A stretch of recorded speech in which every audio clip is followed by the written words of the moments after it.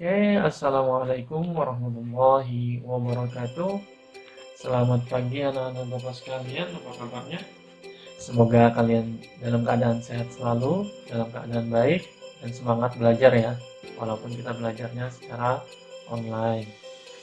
Sebelum kita memulai pelajaran pada hari ini, silakan kalian membaca doa terlebih dahulu.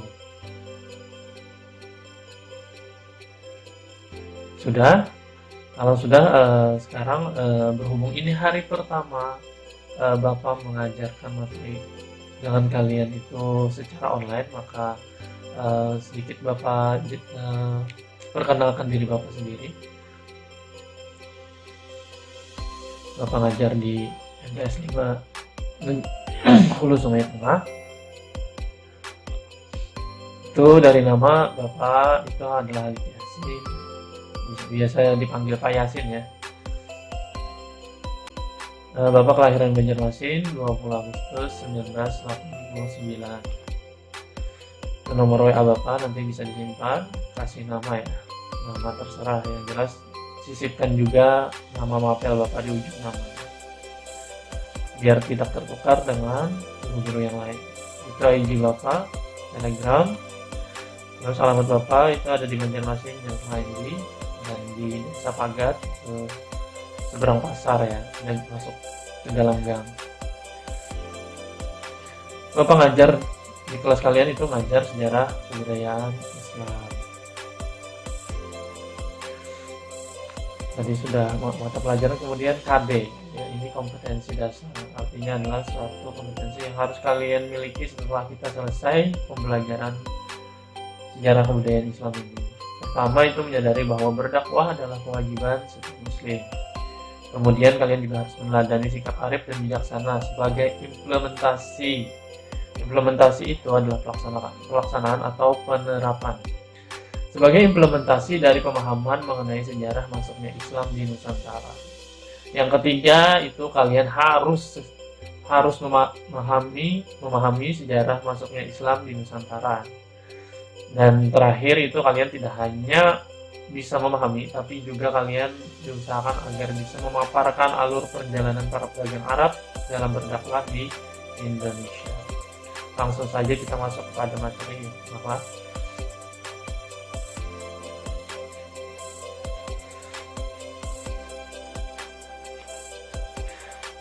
Materi kita pada hari ini adalah masuknya Islam di Nusantara. Pertama kita bahas dulu biar tidak salah dalam memahami judul, maksudnya Islam di Nusantara. Apa itu Nusantara? Nusantara itu adalah suatu istilah untuk menunjukkan kepulauan. Jadi Nusantara itu ketika kita bicara Nusantara, maka secara otomatis kita akan berbicara, dalam hal ini kita akan berbicara masalah Indonesia. Kenapa bisa ketika kita bicara Nusantara itu langsung mengarah kepada Indonesia? Karena tadi Nusantara adalah mengistilahkan suatu yang menunjukkan kepulauan. Dan Indonesia adalah negara kepulauan, negara yang terdiri dari banyak pulau. Termasuk diantaranya 5 pulau besar yang ada, Sumatera, Jawa, Kalimantan, Sulawesi, dan Papua. Jadi ketika kita bicara Nusantara, maka kita dalam hal ini adalah bicara tentang Indonesia. Oke, yang Bapak akan jelaskan tujuan pembelajaran kita. Itu yang pertama, kalian nanti akan mampu menjelaskan proses dakwah Islam yang ada di Indonesia. Yang kedua, kalian menjelaskan teori-teori penyebaran Islam di Indonesia. Yang ketiga adalah kalian menjelaskan jalur-jalur penyebaran Islam di Indonesia. Dan yang keempat, menjelaskan proses penyebaran Islam di Indonesia yang terjadi melalui akulturasi budaya.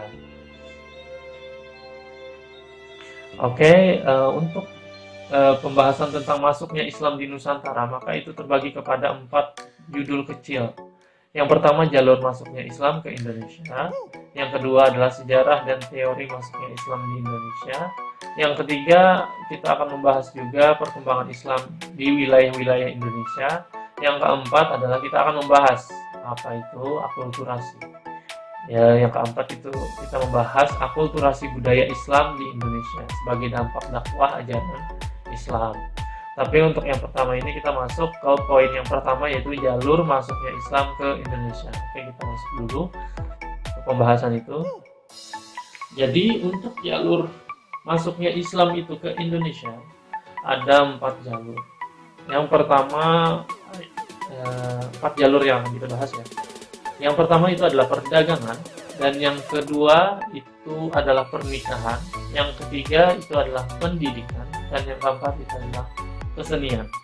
Sebelumnya, jadi ada Bapak sedikit cerita dulu ya. Sebelum Islam datang itu mayoritas masyarakat Indonesia itu masih menganut kepercayaan yang berasal dari nenek moyang. Jadi belum ada tuh yang namanya Islam. Jadi masih berasal dari nenek moyang atau leluhur. Jadi kepercayaan tersebut yang dari nenek moyang tadi sudah mendarah daging dan menyebabkan mereka sulit untuk menerima kedatangan Islam. Rada-rada sulit karena sudah menempel, melekat ajaran dari nenek moyang tadi. Namun tidak ada hasil tidak akan mengkhianati usaha. Jadi berkat kegigihan dan kesabaran para penyebar agama Islam serta peran berbagai jalur, ya, ini 4 jalur ini, serta peran berbagai jalur penyebaran yang digunakan, akhirnya agama Islam dapat diterima, bahkan menjadi salah satu agama dengan jumlah penganut terbesar di Indonesia. Sebagaimana yang kita ketahui, Muslim, penganut agama Islam sekarang ini di Indonesia itu adalah agama mayoritas, artinya paling banyak penganutnya dibandingkan agama-agama yang lain yang diakui. Agama yang diakui kan di Indonesia ada beberapa. Yang pertama itu Islam, kemudian Kristen, Hindu, Buddha, dan Konghucu. Kemudian bahkan sudah tadi Bapak jelaskan itu jadi agama yang terbesar ya di Indonesia. Jadi pada bab ini kita akan menguraikan mengenai proses perkembangan agama Islam di Indonesia, terlebih terhadap pembahasan kita pada hari ini, yaitu jalur masuknya Islam ke Indonesia. Untuk itu yang pertama kita akan masuk ke bagian perdagangan. Bagaimana Islam bisa masuk ke Indonesia melalui jalur perdagangan. Oke, kita masuk pembahasannya. Kita lihat dulu peta jalur perdagangan kuno yang melalui Indonesia. Nah, coba kita lihat itu kalau kita lihat garis berwarna oranye itu jalur perdagangan melalui darat bagian utara ya. Kalau kita lihat garis biru itu melalui laut, dan itu jalur selatan. Jadi kalau kita lihat itu garis oranye yang nantinya juga akan berkeliling, akhirnya dari, anggap saja kita ambil titik dari Arabia itu, terus melalui Baghdad hingga sampai ke Cina, sampai lagi itu dari darat ke lautnya melalui Indonesia kembali, maupun dari lautnya pun sendiri dari jalur selatan itu juga akan melewati Indonesia. Otomatis jalur perdagangan ini Indonesia akan disinggahi para pedagang. Kemudian kita lihat peta jalur awal Islam masuk ke Indonesia.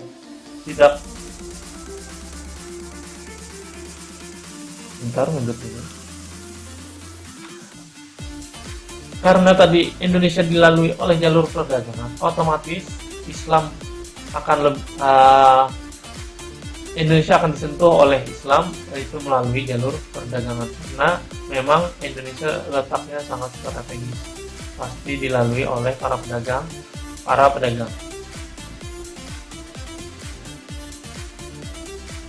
Jadi agama Islam di Indonesia itu tersebar ke Nusantara pertama kali melalui jalur perdagangan. Para pedagang Muslim dari Arab itu Persia dan India itu juga ikut ambil bagian dalam hal penyebarannya.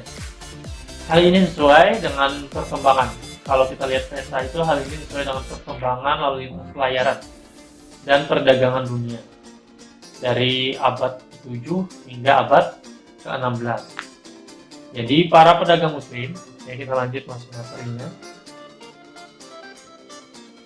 Kesibukan lalu lintas perdagangan sekitar abad ke-7 sampai ke abad ke-16 yang tadi Bapak jelaskan sudah telah melibatkan pedagang-pedagang muslim dari Arab, Persia, dan India. Melalui transportasi laut, mereka sampai di daerah pesisir Indonesia.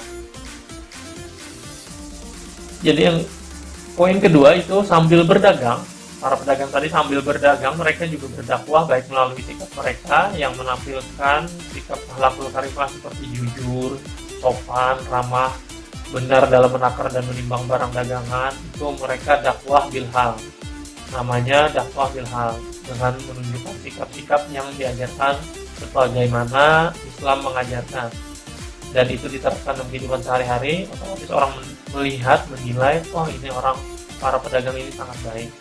Nah, itu secara tidak langsung mereka sudah berdakwah yang disebut dengan dakwah bilhal. Atau maupun secara lisan dengan menjelaskan ajaran-ajaran Islam secara langsung didakwahkan, langsung diajarkan kepada para pelanggan mereka sambil berdagang, sambil mereka berdakwah. Itu namanya dakwah bil lisan. Kenapa bisa Islam lebih mudah diterima? Itu tadi dikarenakan perilaku dan sikap-sikap mereka. Ajaran-ajaran Islam kan yang sederhana saja mudah dimengerti dan diterima. Penduduk Nusantara banyak yang mengikutinya akhirnya, karena mereka itu menyebarkan agama Islam itu dengan sangat terpuji, ramah, sopan, hidup bersih, teratur, jujur, dan intinya berakhlak mulia. Oleh karena itu ajaran Islam sangat disambut baik oleh penduduk Nusantara.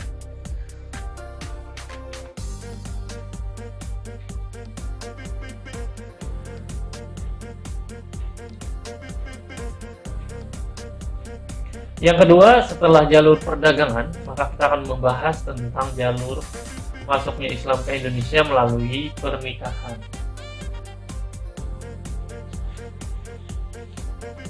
Jalur-jalur ini diibaratkan sebagai pintu-pintu masuknya ke Islam ke Indonesia.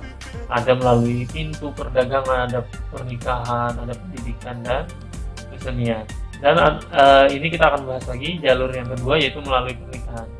Jadi di antara pedagang-pedagang tersebut yang ada, yang tadi sudah berkunjung ke Indonesia, itu ada yang terus menetap hingga mendirikan perkampungan, bahkan sampai mendirikan perkampungan.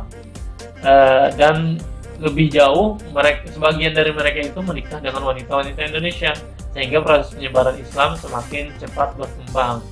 Artinya para pedagang tadi setelah mereka berdagang, mampir, sehingga akhirnya merasa nyaman. Waduh, dibuat nyaman ternyata para pedagang di Indonesia. Kemudian setelah mereka memutuskan untuk singgah, dan akhirnya mereka malah memilih menetap hingga mendirikan sebuah perkampungan. Kalau tidak salah itu dulu disebut Pekojan. Dari Pekojan inilah para pedagang muslim melakukan interaksi, asimilasi, sosialisasi dengan penduduk setempat sambil menyebarkan agama Islam. Dan ini mengakibatkan proses penyebaran Islam itu sangat cepat, yaitu melalui pernikahan. Nah, dari pernikahan pedagang muslim otomatis mereka akan menerima pasangan yang seagama, dan pasangan yang non-muslim artinya akan mengikuti agama si pendakwah Islam tadi. Jadi masuk Islam juga, dan hingga kalau mempunyai keturunan otomatis dia juga akan secara tidak langsung, tidak mungkin seorang orang tua yang muslim itu membiarkan anaknya jadi non-muslim, dan otomatis itu akan cepat menambah banyaknya jumlah umat Islam di Indonesia. Setelah dua pembahasan tadi, perdagangan, pernikahan, kemudian kita akan masuk kepada pintu yang ketiga, yaitu jalur pendidikan. Bagaimana bisa Islam cepat menyebar melalui jalur pendidikan. Nah, perkembangan Islam yang cepat tadi menyebabkan muncul tokoh ulama atau mubalik itu ya, di orang yang menyiarkan Islam, yang menyampaikan ajaran Islam. Jadi dari munculnya tokoh atau ulama yang menyebarkan Islam melalui pendidikan dengan mendirikan pondok-pondok pesantren. Nah, setelah tadi berdagang sambil berdakwah dan orang tertarik untuk mengikuti agama Islam. Kemudian mereka juga melalui pernikahan tadi hingga mendirikan sebuah perkampungan Khojan tadi yang disebut Khojan, dan melalui pernikahan mereka menyebarkan Islam dan hingga akhirnya banyak yang menganut agama Islam, lalu mereka mendirikan pondok-pondok pesantren. Nah, pondok pesantren ini adalah tempat para pemuda dari berbagai daerah dan kalangan masyarakat menimba ilmu agama Islam. Setelah tamat dari pondok tersebut, maka para pemuda menjadi juru dakwah. Setelah tamat, mereka jadi juru dakwah untuk menyebarkan agama Islam di daerahnya masing-masing. Secara otomatis, Islam langsung menyebar karena peran dari juru dakwah yang sudah selesai tadi menuntut ilmu di pondok pesantren. Itu tadi melalui jalur pendidikan. Kemudian ada yang melalui jalur kesenian. Tentukan dulu jalur kesenian. Oke, melalui jalur kesenian itu Islam juga disebarkan melalui kesenian. Misalnya melalui pertunjukan seni gamelan atau wayang kulit yang disebarkan oleh para wali atau mubaligh. Sunan Kalijaga dikenal sebagai mubaligh yang mahir memainkan wayang purba atau yang disebut wayang kulit. Kemudian kesenian lain yang digunakan sebagai sarana islamisasi. Islamisasi itu artinya adalah pengislaman. Jadi salah satu sarana lain itu adalah sastra seperti hikayat, babat, seni bangunan, dan seni ukir. Hikayat itu yaitu cerita atau dongeng yang berpangkal dari peristiwa atau tokoh sejarah. Beda dengan babat, sedikit babat adalah kisah rekaan pujangga keraton yang sering dianggap sebagai peristiwa sejarah. Contohnya adalah babat Tanah Jawi, babat Cirebon. Jadi ini hanya kisah rekaan yang dianggap sebagai sejarah. Beda dengan Islam yang beda dengan Islam. Maksud Bapak beda dengan hikayat, yaitu cerita atau dongeng yang berpangkal dari peristiwa atau tokoh sejarah yang memang berdasarkan sejarah. Kalau tadi cuma rekaan, itu beda hikayat dengan babat. Kesenian-kesenian yang disebutkan tadi seperti wayang itu, atau misalkan melalui gamelan, itu dimasukin kelas sendi-sendi ajaran Islam. Jadi berbeda dengan wayang sebelum Islam masuk dan sesudah Islam masuk itu berbeda, karena para mubaligh yang menyampaikan itu memasukkan